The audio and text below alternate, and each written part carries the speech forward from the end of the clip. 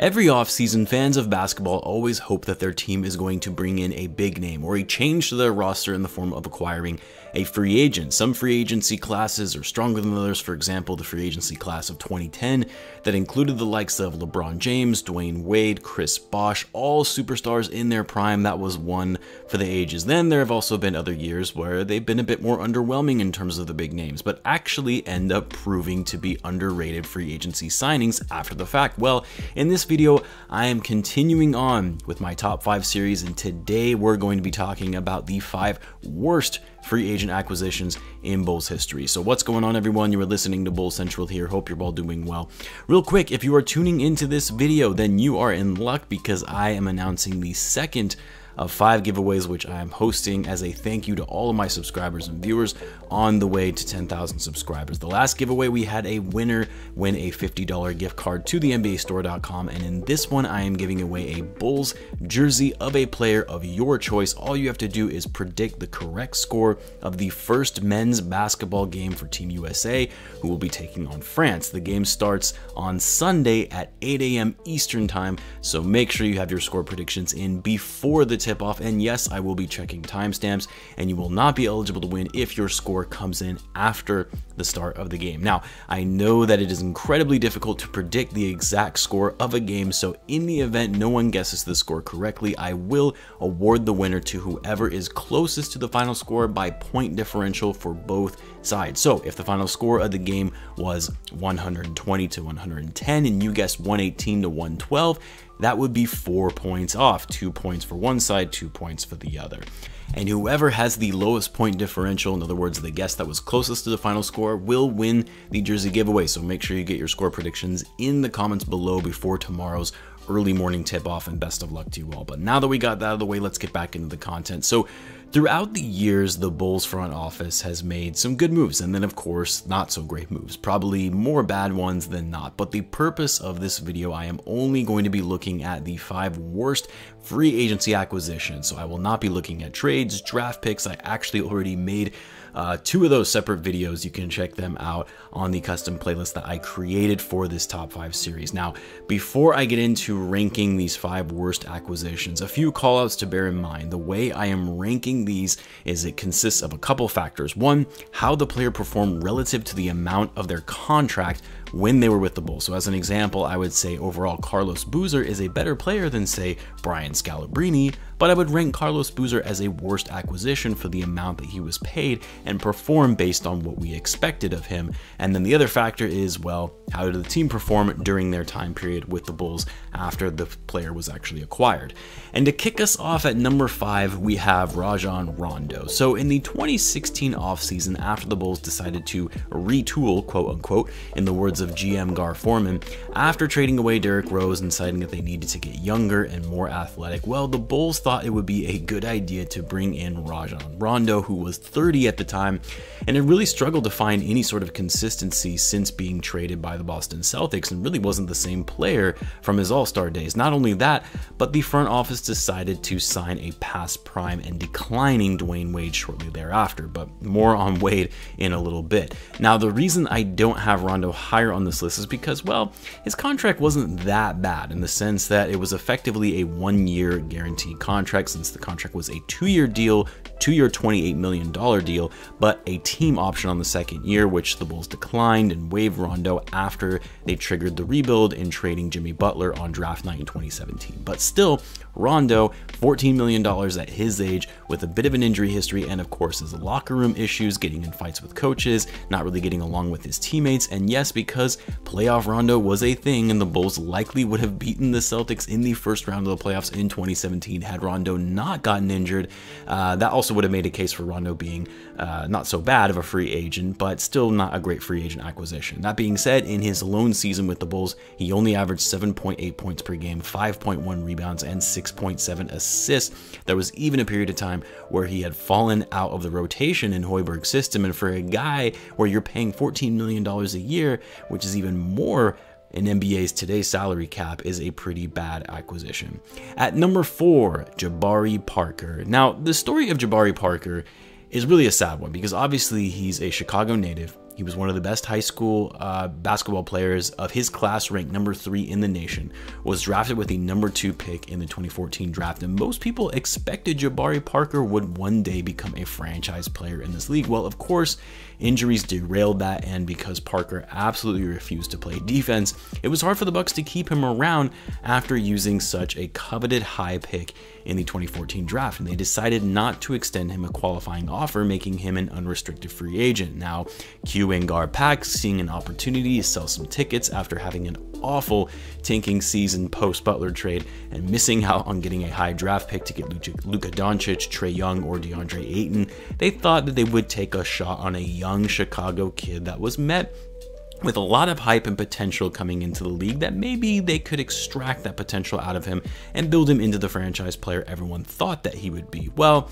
in theory, it wasn't a terrible idea, although I thought that he would never really be a good fit in Chicago. But the front office decided to grossly overpay him by offering Jabari Parker, a guy who had just come off 2 major injuries and refused to play defense, a 2-year, $40 million contract. Granted, the second year had a team option, so really just a 1-year guarantee to see how he does. But $20 million, that was more than Lavine was getting paid at the time, and still to this day.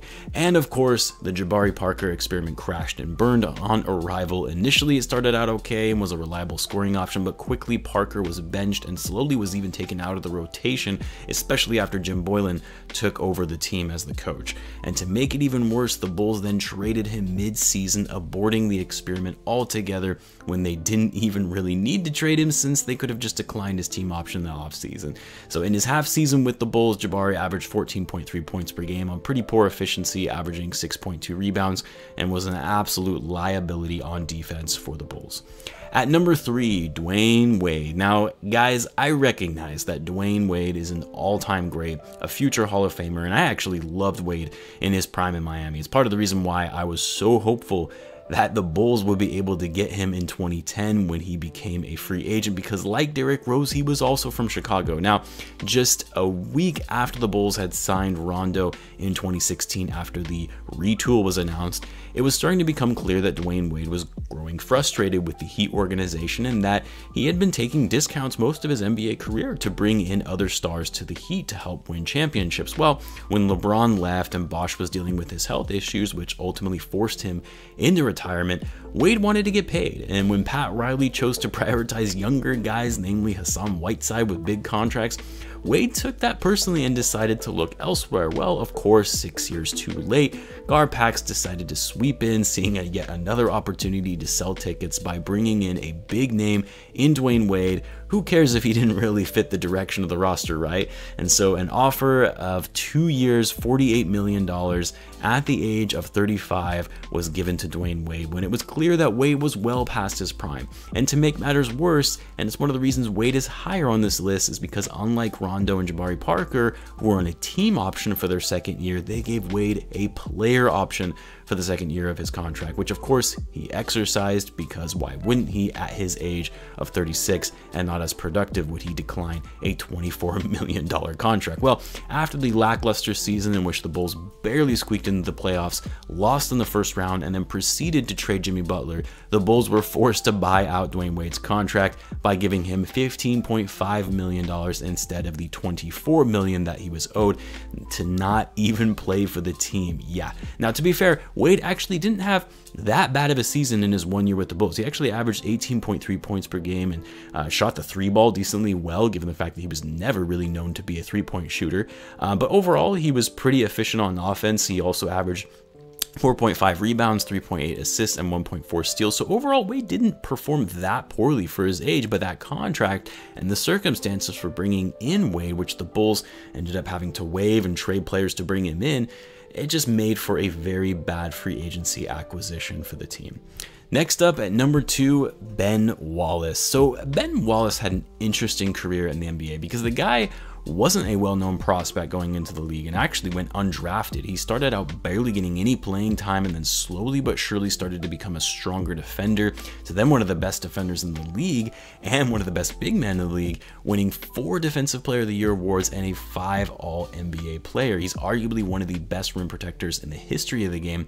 And well, after he became a free agent with his many years with the Pistons, in which he actually won a championship, it was clear that although Ben Wallace, still being a very impactful player, especially defensively, was starting to decline now that he was 32 years old. Well, John Paxson decided to make a big splash in free agency that year in 2006 and give Ben Wallace a 3-year, $46 million contract, which was a massive contract at the time compared to what other guys around the league were making. This was borderline Kobe Bryant, Shaquille O'Neal level money at that time in the NBA. Well, of course, there was a reason the Pistons didn't extend him, because yes, still a great defender, and he did help the Bulls make it to the playoffs and actually make it to the second round for the first time since the Jordan era. Ben Wallace never lived up to that contract, and the Bulls actually ended up trading him midway through that 3-year deal as Wallace's rebounding, shot blocking declined, and of course, Wallace was never really known for his offense or scoring, but even his scoring dipped, particularly his efficiency falling below 40% from the field, which is pretty bad for a big man who is really only attempting high percentage shots from inside 3 feet of the basket. And then finally at number 1, Carlos Boozer. Now, I'll explain why I have Carlos Boozer so high on this list, or I guess I should say the worst free agent acquisition in Bulls history, and it's for a few reasons. So, as I mentioned at the top of the video, the 2010 free agency class was incredibly stacked with superstars and other strong all-stars.